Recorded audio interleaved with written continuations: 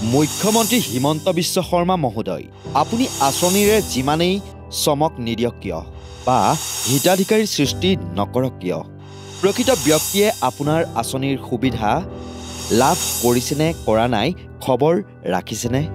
মুখ্যমন্ত্ৰীৰ জন্মস্থান নলবাৰীৰে এটা দুৰ্ভগীয়া তথা দৰিদ্ৰ পৰিয়ালৰ দুখৰ গাথাৰে আমাৰ আজিৰ এই বিশেষ প্ৰতিবেদন।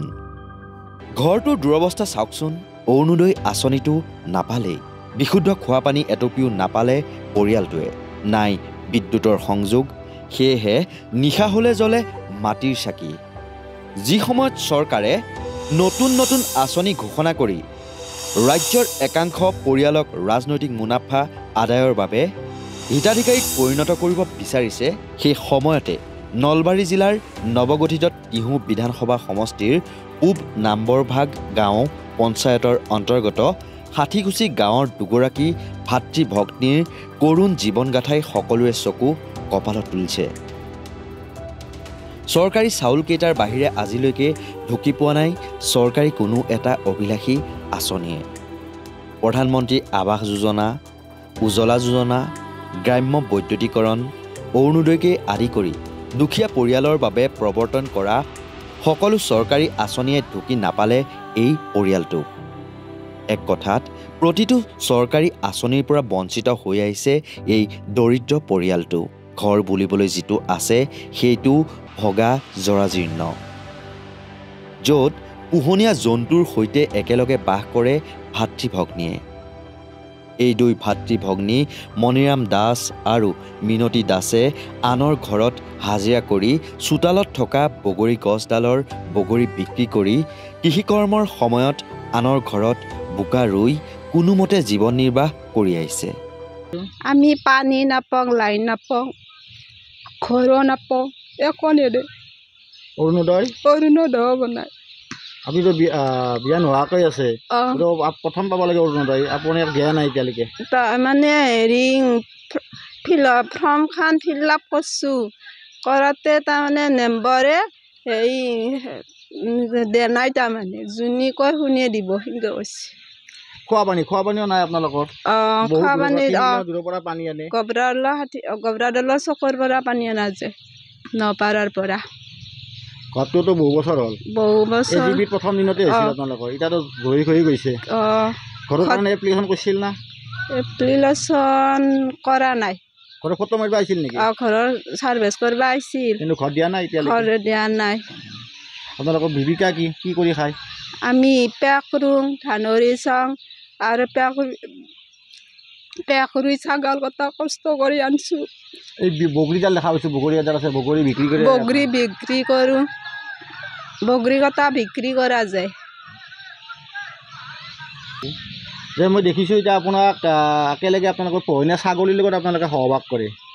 মোৰ লগত ছাগল লগতে থকা যায়। ঘৰৰ অৱস্থা বৰষুণ পৰে, টিং নাই। ঘৰটো তাৰমানে দিবা নেদেয়ে, দিওঁ বুলি নকয়ে। ষাঠিকুচি গাঁওখনৰ ষাঠিকুচিৰ জনতা হাইস্কুলৰ পিছপিনে বসবাস কৰি থকা এই পৰিয়ালটোক কেন্দ্ৰীয় আৰু ৰাজ্য চৰকাৰে দুখীয়া পৰিয়ালটোৰ বাবে প্ৰদান কৰা কোনো এটা আঁচনিয়েই ঢুকি নোপোৱাটো অতি পৰিতাপৰ কথা। আনহাতে চৰকাৰী বিনামূলীয়া বিদ্যুৎ সংযোগ ব্যৱস্থাই স্পৰ্শ কৰিব নোৱাৰাৰ বাবে ৰাতি হ'লে আজিও পৰিয়ালটোৰ জুপুৰিত জ্বলে মাটিৰ চাকি। কিছু বছৰ আগতে চৰকাৰে যোগান ধৰা অনাময় আঁচনিৰ শৌচালয় এটা লাভ কৰিছিল যদিও আজি কোপতি সেইটো কাৰ্যক্ষম হৈ নুঠিল। তদুপৰি বিশুদ্ধ খোৱাপানীৰ বাবে নিজ গৃহত নাই কোনো ব্যৱস্থা, নাই কোনো দমকল।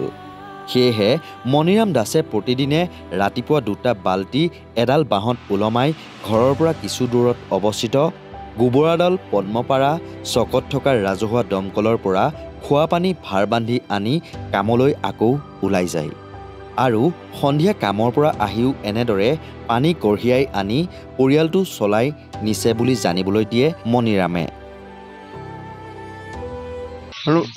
মই ইমান কষ্ট কৰোঁ, চকৰ পৰা পানী আনো, তাৰপাছত মই হাজিৰা কৰোঁ, তাৰপাছত মই এনেকৈ কাম চাম কৰি থাকোঁ আৰু মই হেৰি কৰোঁ, কষ্ট কৰোঁ, হাজিৰা কৰোঁ আৰু পানী ক'লোঁ নলোঁ, ঘৰটোও পানী পৰে, তাৰপাছত বহুত দূৰৰ পৰা পানী আনো, গোবৰাদলৰ পৰা। দূৰৰ পৰা আনে? আৰু মই হাজিৰা কৰোঁ আৰু এনেকৈ পালি কোনো নাপলো নাই শৌচালয়তো নাই আপোনালোকৰ নাই ওচৰত কৰা নাই আৰু ঘৰটো মই পানী কৰে বেলেগৰ ঘৰত থাকোঁ মই অতি পৰিতাপৰ বিষয় যে ভগ্নী অবিবাহিত হোৱা স্বত্তেও আজিলৈকে লাভ নকৰিলে অৰুণোদয় আঁচনিৰ ধন পৰিৱৰ্তনৰ শ্লোগান দিয়া তথা শাসনাধীষ্ঠ হিমন্ত বিশ্ব শৰ্মা চৰকাৰক এই প্ৰতিবেদনৰ জৰিয়তে দেখুৱাব খুজিছোঁ যে কেতিয়ালৈ আপোনালোকৰ এনেকুৱা দুৰ্ভগীয়া পৰিয়ালৰ লোকৰ ওপৰত দৃষ্টি পৰিব আৰু যদি এই প্ৰতিবেদন কোনোবা মন্ত্ৰী বিধায়ক বা জনপ্ৰতিনিধিয়ে চাই আছে ইয়াৰ পিছত পৰৱৰ্তী সময়ত কি ধৰণৰ ব্যৱস্থা গ্ৰহণ কৰিব সেয়া সময়ত হ'ব লক্ষণীয় নলবাৰীৰ পৰা ভৱজিৎ বৰ্মনৰ প্ৰতিবেদন নৰ্থ ইষ্ট নাও